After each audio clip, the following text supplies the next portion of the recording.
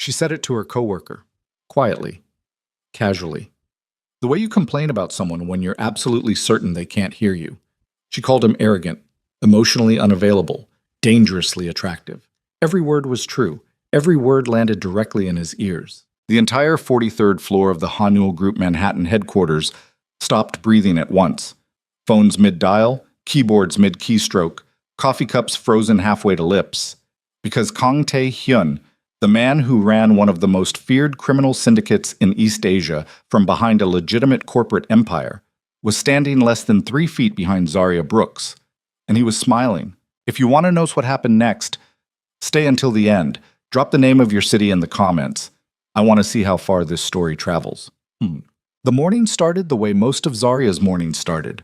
Badly and entirely her own fault. She'd overslept by 11 minutes, which meant she missed the express train, which meant she had to take the local, which meant she arrived at the Hanul Group building at 8:47 instead of 8:30, which meant she had to get coffee from the cart on the corner instead of the good machine on the 38th floor, which meant she was now standing in the elevator on 43 with 3 paper cups stacked in one hand, a manila folder tucked under her arm, and a tablet balanced against her hip that was already showing a crack across the lower right corner from where she'd dropped it last Thursday. The elevator doors opened. She stepped out and immediately collided with the corner of the reception desk. The tablet lurched. She grabbed it. The folder slid. She caught the folder with her elbow.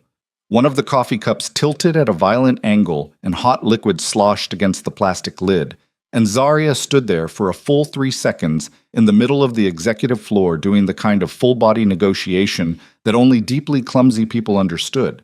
The silent, desperate bargain you make with gravity when you're one bad exhale away from disaster.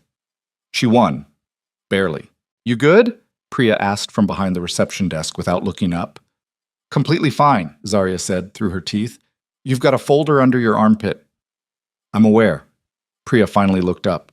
She was 24, sharp-featured, perpetually unimpressed, and she'd worked the executive floor reception desk for 2 years without breaking a single nail or spilling a single thing. Zaria found her either admirable or deeply threatening, depending on the day. "Mr. Yoon's looking for the Daegu distribution reports. They're in the folder currently being held hostage by my armpit. He wants them in the next 10 minutes. Then I'd better get moving." Zaria started down this hall toward the executive assistant stations. The morning light hit the floor-to-ceiling windows in long, pale strips. Outside, Manhattan was already grinding through its Tuesday noise. Sirens, horns, the distant metallic shriek of brakes. Down on the street, it was ordinary. Up here, on the 43rd floor of the Hanul Group's North American headquarters, nothing was ordinary.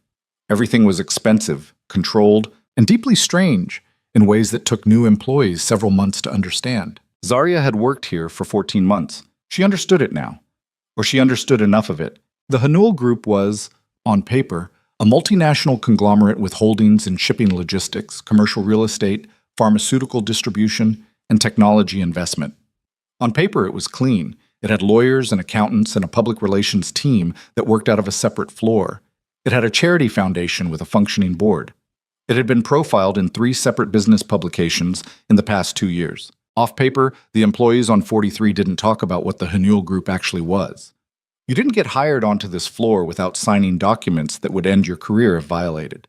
You didn't survive on this floor without developing a specific kind of professional tunnel vision, the ability to process only what was directly in front of you, file exactly what you were told to file, and never, under any circumstances, ask questions that didn't belong to your department. Zaria was good at her job. She was efficient, detail-oriented, and genuinely liked by most of the people she worked with. She was also deeply unsuited, temperamentally, to the particular kind of silence the 43rd floor required. She talked too much. She laughed too loud. She had opinions about things she should have kept to herself. She'd been warned about this twice in her performance reviews, both times in language careful enough that she understood the warning without it ever being stated directly. She set the coffee cups down at her station, dropped the folder, and started sorting papers. Dominic was already at his desk.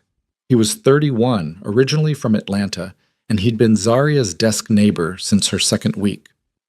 They had the kind of friendship that existed entirely inside a specific building,